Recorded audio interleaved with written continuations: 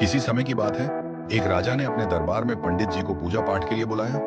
पूजा के बाद राजा ने पंडित जी से 3 जटिल सवाल पूछे। 1. भगवान कैसे दिखते हैं? 2. भगवान कहां तक देख सकते हैं? 3. भगवान क्या करते हैं? पंडित जी थोड़े सोच में पड़ गए और बोले, महाराज, इन सवालों के उत्तर देने के लिए मुझे थोड़ा समय चाहिए। राजा ने उन्हें 1 महीने का समय दिया। पंडित जी घर लौट आए, लेकिन कई दिनों तक उत्तर नहीं सूझा। उनकी परेशानी देखकर उनका बेटा बोला, पिताजी, आप क्यों चिंतित हैं? पंडित जी ने उसे राजा के सवालों के बारे में बताया। बेटे ने आत्मविश्वास से कहा, पिताजी, आप चिंता न करें, मैं इन सवालों का उत्तर दूंगा। अगले दिन दोनों राजा के दरबार में पहुंचे। राजा ने पंडित जी से पूछा, पंडित जी, आपने मेरे सवालों के जवाब खोज लिए? पंडित जी ने कहा, महाराज, मेरे बेटे ने इन सवालों के उत्तर देने का जिम्मा लिया है। राजा ने पूछा, तो बताओ, पहला सवाल, भगवान कैसे दिखते हैं? पंडित जी के बेटे ने मुस्कुराते हुए कहा, महाराज, कृपया एक कटोरी दूध मंगवाइए।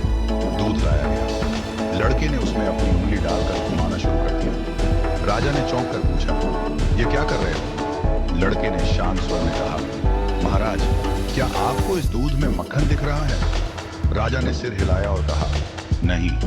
लड़के ने उत्तर दिया, मक्खन इस दूध में ही है, लेकिन उसे निकालने के लिए दही जमाकर मथना पड़ता है।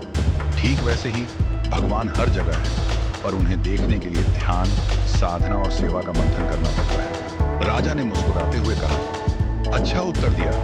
अब बताओ, भगवान कहां तक देख सकते हैं? पंडित जी के बेटे ने कहा, महाराज, कृपया एक दिया मंगवाइए और उसे जलाइए।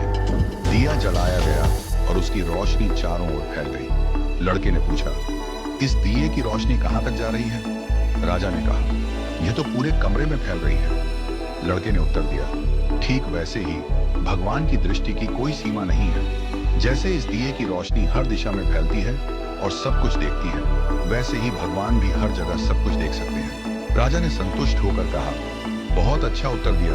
अब बताओ, भगवान क्या करते हैं?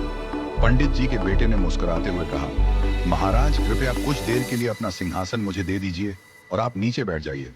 दरबारियों में खुसर पुसर होने लगी, पर राजा को जिज्ञासा थी, इसलिए उसने उसे सिंहासन पर बैठने की अनुमति दे दी।